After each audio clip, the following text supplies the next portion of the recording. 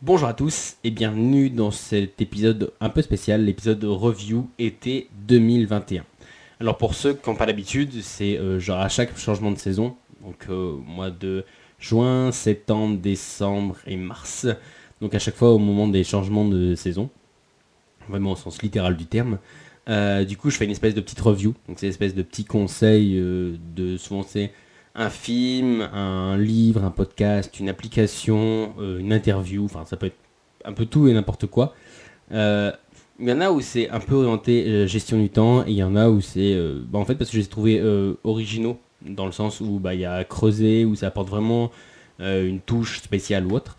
Après les livres sont quand même plus dev perso ou autre ou un peu tu sais, lifestyle, mais il n'empêche que la majorité c'est un peu ça rebondit un peu de tous les côtés, donc c'est un peu finalement ce que je vois, ce que j'écoute, ce que je lis et ce que je vous conseille. Voilà, ça fait très instagrammeuse, mais ça me plaît. Donc du coup, aujourd'hui, par contre, j'ai un petit peu changé. Là où avant, je faisais les trois, donc un livre, un film, un podcast. Aujourd'hui, je vais te proposer juste un livre et un podcast. Mais en gros, là, par contre, cette fois-ci, je vais vraiment détailler chacun. En gros, je vais vraiment détailler plus en profondeur les deux. Et sait-on jamais, je ferai peut-être un petit article sur le film, je pense. Je me tâte. Je verrai bien. Alors, tout d'abord, on commence avec le livre. Donc, le livre que je vais vous conseiller aujourd'hui, c'est le livre Ego is the Enemy de Ryan Holiday. Donc, l'ego est l'ennemi en français. Alors, c'est un livre qui est sorti il y a quelques années, en 2016, je crois. Alors, d'habitude, je donne mon avis et je recommande des livres sur des livres que j'ai déjà lus il y a un petit moment. Mais en gros, celui-là, je viens à peine de le finir et j'ai déjà très envie de vous le partager. Donc, c'est pour ça qu'il atterrit là. En gros, dans un livre d'un peu plus de 200 pages, on va voir finalement comment l'ego, c'est ni un trait de caractère inné, ni forcément une tare que, genre voilà, on aurait à s'infliger ou autre.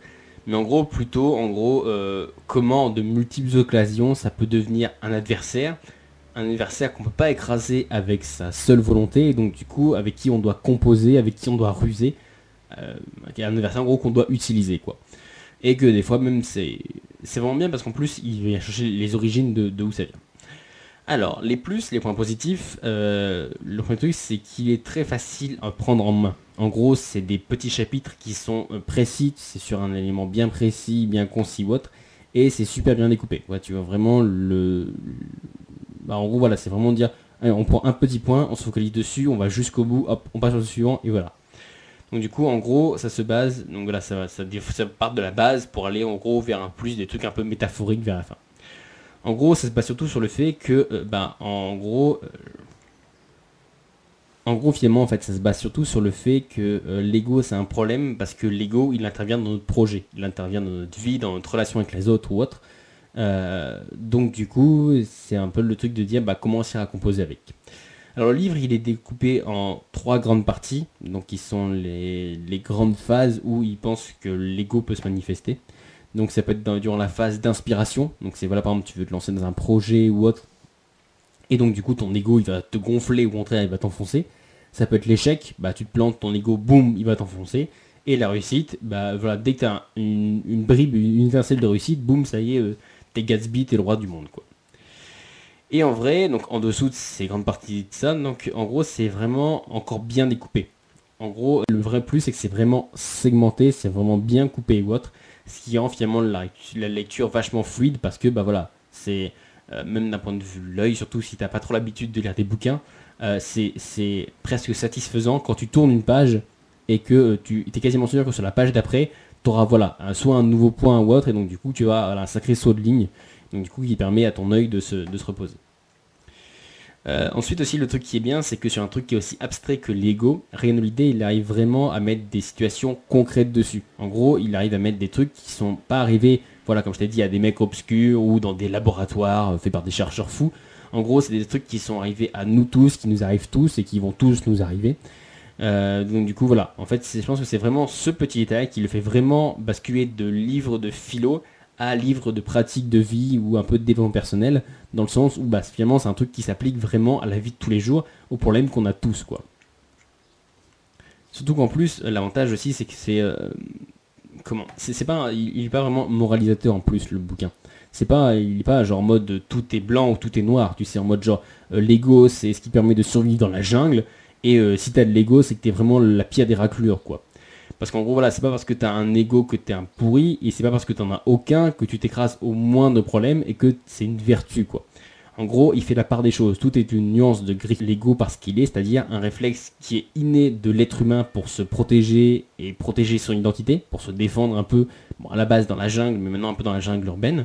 Et donc du coup, finalement, on va dire que c'est une espèce de, comme beaucoup de choses, de vestige qui est ancré en nous, mais qui ne sert plus à grand-chose, quoi. Et enfin, finalement, le grand plus, surtout pour moi, c'est que c'est un disciple de Robert Greene. Alors, si vous ne connaissez pas, c'est une référence pour faire passer des concepts en s'appuyant sur l'histoire. Il a fait des super bouquins sur la stratégie, sur l'excellence, sur la séduction même. Voilà, c'est vraiment... Après, c'est des énormes pavés, hein. C'est des trucs que dans mes 4 sur ton étagère, t'as plus qu'à la remonter, quoi. Mais après, ça n'empêche que voilà, ça s'appuie vachement sur l'histoire, sur des grands éléments ou autres. Donc du coup, finalement, c'est ce qui fait que... Rien à l'idée, du coup, il illustre son idée, donc tout un peu son argumentaire sur l'ego et son concept, à travers, comme je t'ai dit, notre quotidien, nos actions et notre tracas de la vie de tous les jours, mais aussi en s'inspirant des échecs et des réussites des personnages aussi divers et variés que des généraux américains de la guerre de sécession, des présidents, le constructeur de la mythique DeLorean de Retour vers le futur, c'est la voiture avec les portes qui s'ouvrent, ou encore Genghis Khan. Voilà, tu vois, ça rebondit un peu de tous les côtés. Bref, du coup, en gros, je pense que c'est une pure pépite qui, malgré son arrivée tardive, parce que finalement, ça fait pas longtemps que je l'ai lu, et ça fait pas longtemps même qu'il est sorti. Donc voilà, un peu son arrivée tardive dans les bouquins que j'ai lus, il s'est directement placé dans le top 3 de mes livres favoris, parce que vraiment, je trouve que l'approche, elle est vraiment bien, dans le sens où, ça te parle d'un truc un peu philosophique, un peu profond. Il y a une espèce de satisfaction, encore une fois, peut-être de l'ego, tu sais, d'avoir quelque chose, voilà, que tu vas chercher au plus profond de toi ou au plus profond de la connaissance. Et en même temps, voilà, tu as tous les trucs où tu as une application concrète dans la vie de tous les jours. Et puis, en même temps, ça te donne des exemples qui sont pas que juste, tiens, vous allez compter le nombre de petits pois, ou genre, tu sais, les trucs vraiment bateau de ton quotidien, ou là, voilà, ça extrapole aussi à des trucs qui sont vachement plus grands, comme la grande histoire, quoi. Voilà, donc du coup, finalement, après tant d'éloges, est-ce que je pouvais réussir, finalement, à défendre encore ma célèbre impartialité ? Et ouais, en gros on va voir ça avec les points négatifs.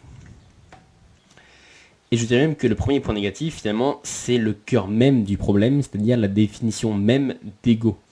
Parce que du coup d'ailleurs c'est ce que j'ai percuté juste après avoir lu le bouquin, il y a un échange avec un de mes meilleurs amis, Guillaume, que vous avez déjà entendu sur l'épisode 100 et 101, que je vous invite à l'écouter d'ailleurs. Donc du coup voilà, où on s'était dit mais finalement... si t'as pas la même définition de l'ego, parce que finalement l'ego c'est comme tous les concepts de psychologie, c'est vague, c'est vaste, et tout le monde y met ce qu'il veut, et tout le monde choisit de l'interpréter comme il veut. En gros, finalement, René Holiday, même lui-même, il y consacre tout son prologue à un peu définir la vision de l'ego, donc on s'appuie un peu sur la définition un peu officielle, sur ce qu'on en dit, voilà, Aristote et tout ça, un peu les anciens et tout ça, mais il n'empêche que, on peut dire que ça reste sa vision de l'ego. En gros, tout son argumentaire, il peut tenir la route, mais si la définition de base, elle te convient pas, si finalement t'es pas d'accord avec cette définition de l'ego, je pense que le livre n'aura pas beaucoup de sens, pas beaucoup d'impact pour toi, parce que du coup, tu resteras bloqué sur la définition même du truc. Si tu restes persuadé que l'ego, finalement, c'est une bonne chose, et du coup, tu comprendras pas pourquoi est-ce qu'il faut le battre. Si, au contraire, t'es le côté que tu dis que l'ego, c'est vraiment pour la pire des raclures et tout ça, et que c'est un truc où il faut se flageller avec, tu comprendras pas pourquoi est-ce qu'il faut essayer de se concilier avec ou de temps en temps le laisser gagner presque. Donc du coup voilà, c'est vraiment le problème de quand on parle d'un objet abstrait. Parce que finalement on parle pas d'un bateau, on parle pas d'une table, on parle pas d'une pomme, quelque chose qu'on peut toucher ou au moins qu'on peut se représenter clairement. Là finalement, la part du lion, elle est l'interprétation. En gros, chacun il voit ce qu'il veut. Et donc du coup finalement, comme j'ai dit, pour certains l'ego c'est le pire des cancers, c'est le vice ultime du tant redouté pervers narcissique.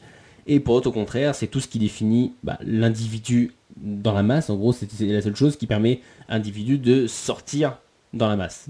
Et pour d'autres, un peu comme Holiday, finalement, c'est juste un élément interne de notre organisme qui était là déjà à la base et qui doit être et qui peut être apprivoisé, dompté et avec qui tu peux concilier, quoi. Mais donc du coup voilà, le premier point c'est que si tu te laisses pas convaincre par la définition même de l'ego par l'auteur, ou si ta vision elle est vraiment trop différente, tu vas vraiment avoir un problème de fond avec le livre, parce que du coup je pense qu'il sera pas pour toi, parce que ça va trop se heurter à ta conception de base. Quand même, t'essaierais de la mettre un peu de côté, tu sais, c'est un peu le fameux truc, je sais pas, comme si par exemple t'étais religieux et que tu te mets à lire un truc anti-bible, enfin pas anti-bible parce que c'était catholique, pardon, ou voilà, qui est complètement athéiste, ou tu vois vraiment un truc sans dogme, vraiment quasiment marxiste, tu vois. Donc, du coup, là, tu vois, tu pourrais te dire que même si tu essaies de mettre ta religion de côté, même si tu essaies de mettre ton esprit de pensée de côté, ça n'empêche que comme tu es un peu ancré dedans, comme ça fait un peu partie de toi, de ton ego, encore une fois, bah du coup, tu vois, il y a toujours une partie de toi qui va, même si qui va jamais s'en imprégner totalement, parce que tu vas te dire que ça rentre trop en contradiction avec tes valeurs de base. Et finalement, le dernier élément, je dirais, c'est que vu que le livre il bouscule quand même pas mal les idées reçues et qu'il s'attaque quand même plus ou moins directement à l'ego, voire même des fois directement, il est fort probable que celui-ci y réponde, surtout au début. Donc comment ton ego il va te répondre? Il va te faire tomber le livre des mains en refusant de but en blanc ce qui est dit. Et ça, c'est tout à fait légitime, c'est un mécanisme de défense. Si tu as un ego un peu comme tout le monde, en gros, qui est assez développé et qui, genre, là un peu tu l'attaques directement même, parce que tu lis un bouquin un peu qui le considère comme l'ennemi, donc du coup que tu vas le mettre dessus. Donc du coup voilà, lui va essayer de se défendre, et donc du coup il est fort probable qu'au début surtout, c'est le principe du truc, il est prévu, enfin il est pensé pour. C'est sûr qu'au début ça va tellement te bousculer qu'il est possible que tu jettes le bouquin en disant ouais non de toute façon c'est vrai que c'est un petit con et tout ça, je sais pas pourquoi il va prendre la vie. Donc du coup il est possible qu'au début tu aies une espèce de choc frontal avec le concept en lui-même. Mais donc du coup en gros donc du coup c'est vrai que pour le coup il prend pas trop de pincettes, donc du coup c'est vrai on pourrait dire que c'est un point négatif. Donc en gros, pour réussir à passer outre de ça, en fait, il faut réussir à prendre du recul ou autre, et donc du coup pour essayer d'avancer. Et finalement, donc du coup, c'est ça, c'est de se dire qu'il arrive à prendre du recul, d'arriver à mettre son ego de côté ou autre, chose que tout le monde n'est pas forcément prêt à faire selon son état dans la vie, selon voilà un peu son style de vie ou autre. Il y a des gens, je sais pas, on a tous des gens surtout en bureau ou autre qui ont tellement basé toute leur vie, toute leur autorité, tout sur leur ego un peu, genre voilà, de se penser les maîtres du monde, que si ça les remettait en jeu, ils seraient brisés. Genre voilà, ils passeraient leur journée à manger des Häagen-Dazs en pleurant devant Titanic, tu vois. Genre vraiment, voilà, il y a des gens qui ont vraiment beaucoup construit leur identité autour de l'ego, qui fait vraiment partie d'eux, qui considèrent vraiment un peu comme une arme et un bouclier, et donc du coup qui en seront, je pense, complètement hermétiques, parce que d'ailleurs c'est presque mieux pour eux, parce que ce serait presque dangereux de remettre à ce point-là en jeu finalement un élément aussi fondamental de leur personnalité. Bien, maintenant après, quand même 13 minutes sur le livre, le podcast. Alors, le podcast, c'est Expliquez-le-nous le monde. Alors, c'est un podcast qui est produit par RMC. Alors oui, forcément, ça fait pas trop petit podcast artisanal, mais bon. Alors, c'est présenté par Nicolas Poincaré et Fabien Randrianarisoa. Voilà. Alors, du coup, je sais, ça fait un sacré nom. Je pensais que c'était en plusieurs parties, mais non. Randrianarisoa, c'est ça. Alors, c'est tous les... Et en fait, normalement c'est toutes les semaines, mais c'est un peu par-ci, par-là, ça dépend. En fait, je pense que sur RMC ou autre, ça doit sortir une régularité, et que nous, comme on est un peu des pirates, on les écoute sur des applications de podcast, et donc du coup, elles devraient peut-être par salve, c'est peut-être pour ça. Alors le concept, il est très simple, c'est en gros une dizaine de minutes, il y a 2 journalistes, dont un qui est de terrain, je ne me donnais pas lequel des deux c'est, je ne me souviens plus, qui explique clairement, facilement, les grands événements du monde. En gros, les scandales politiques, les conflits, les événements, les attentats, la maladie, un peu tous ces trucs-là. Alors, du coup, entrons directement dans le vif du sujet, les plus, les positifs. Alors finalement, en tant que média indépendant, comme je suis, on a souvent une mauvaise image des grosses radios ou des journalistes de métier. Parce qu'en gros, nous petits créateurs, en gros, on est un peu l'anticulture. Parce qu'il y a quand même des mecs qui se tapent des masters de journalisme pour finalement avoir moins de vues, de popularité et d'écoute que des mecs qui font des vidéos en slip dans leur chambre.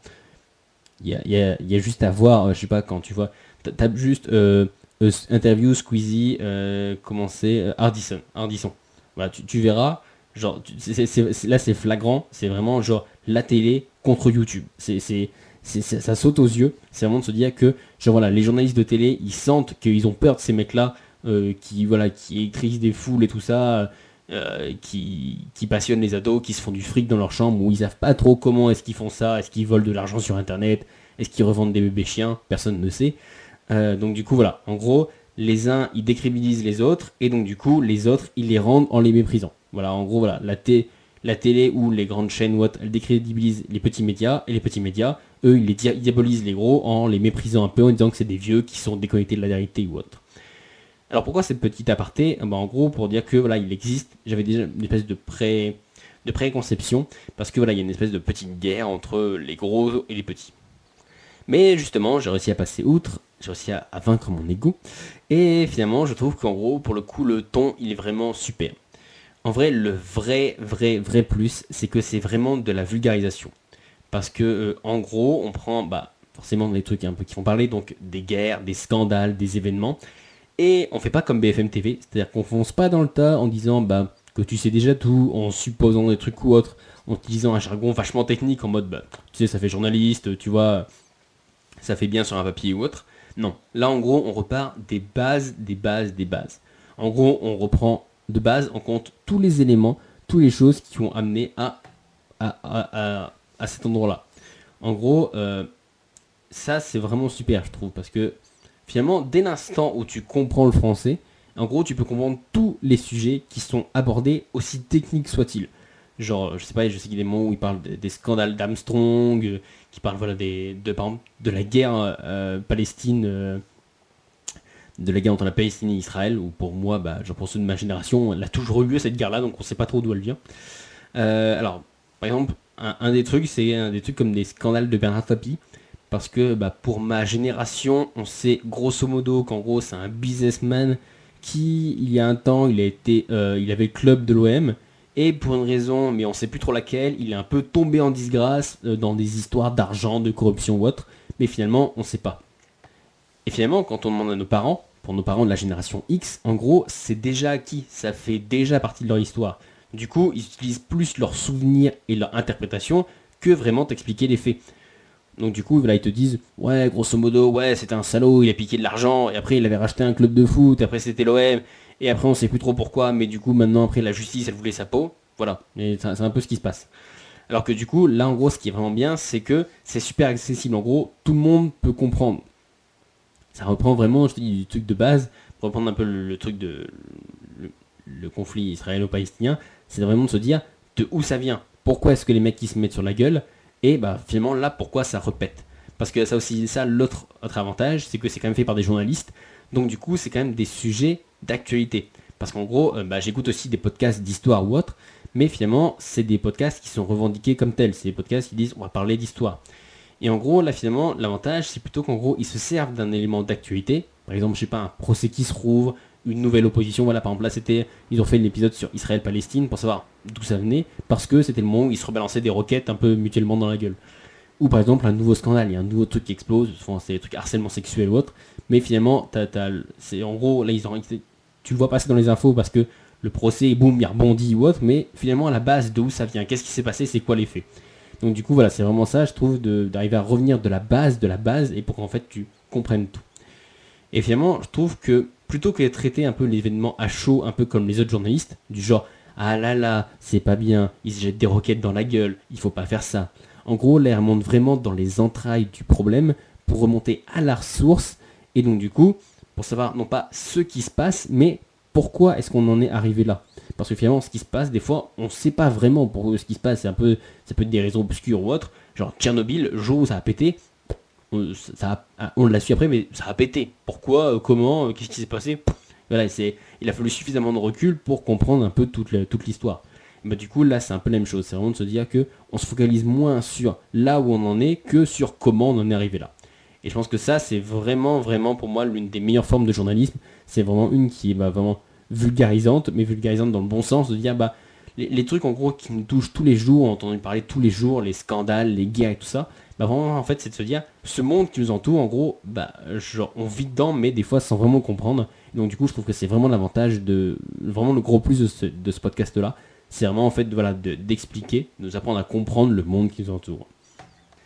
Alors, les moins... Alors, comme je l'ai dit, même s'ils se sont vachement émancipés, que ça fait vachement vulgarisation ouest, ça reste des journalistes sur une grosse radio.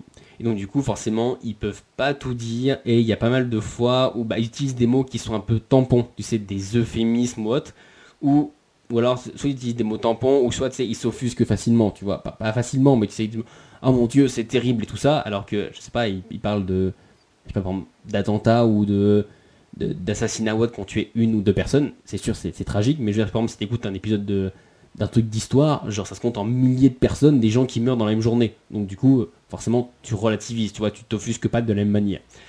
Et donc du coup, en fait, le fait que, voilà, des fois, ils utilisent des euphémismes, ou que tu vois, ils mettent des formes ou autre, bah du coup, je trouve que ça fait un peu perdre de la puissance au dialogue. En gros, c'est-à-dire qu'on te met dedans, on te met le contexte, tout ça, t'as même un peu de musique ou autre, et au moment où c'est vraiment l'apothéose de l'action, tu vois, genre au moment où tu vois, c'est le cœur de pourquoi t'écoutes l'épisode, et ben là, on te brise un peu les ailes en l'air avec des formulations toutes faites qui ont juste pour but de rester dans le politiquement correct, mais du coup, tu vois, ça casse un peu cette petite histoire mentale que tu te crées. Bah voilà, un peu quand on te raconte une histoire, tu vois, dans ta tête, tu t'imagines les trucs. En ce moment, j'écoute aussi pas mal des épisodes je pense que j'en reparlerai, de True Story.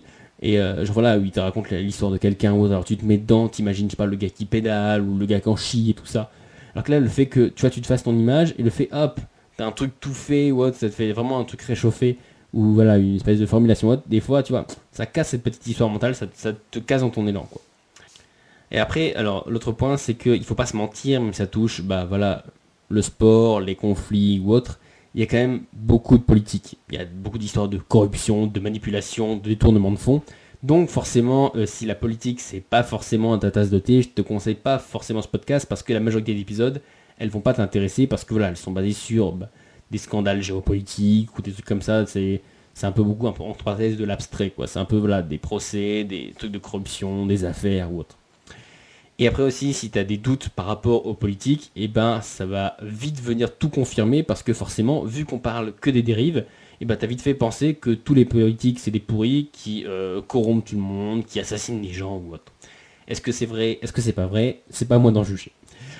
Mais après, donc du coup, forcément pour te dire que forcément quand on voit tous les côtés les plus sombres de l'espèce humaine, donc même si tu es un humaniste ou que tu es particulièrement candide ou innocent, bah du coup c'est pas trop le genre de podcast qu'il faut que tu écoutes parce que forcément genre c'est le reste du journalisme, donc il faut que ça vende. Donc du coup c'est sur un peu des trucs, des tragédies, sur des trucs voilà avec des accusations de viol, de harcèlement, de meurtre, c'est des guerres, c'est des scandales. Donc du coup voilà, si c'est pas vraiment le truc que tu veux écouter le matin, si t'es un peu morose et qu'il faut que ça te rebooste un peu.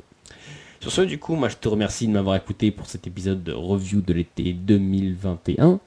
Comme d'habitude, n'hésite pas à faire tes retours, tes suggestions web pour les prochaines reviews, donc sur la page Facebook ou via le compte Instagram. Maintenant, tape juste Electron Penseur, tu tombes dessus. Donc du coup, voilà, si vous avez des idées, que vous avez lu des bouquins, regardé des films, ou autre, et que vous dites, tiens, ça pourrait être bien, soit en faire tout un épisode carrément si c'est vraiment original, ou soit voilà, à glisser dans une review, il n'y a pas de souci. Du coup, sur ce, je te remercie de m'avoir écouté et je te dis à la semaine prochaine pour de prochaines aventures. Ciao!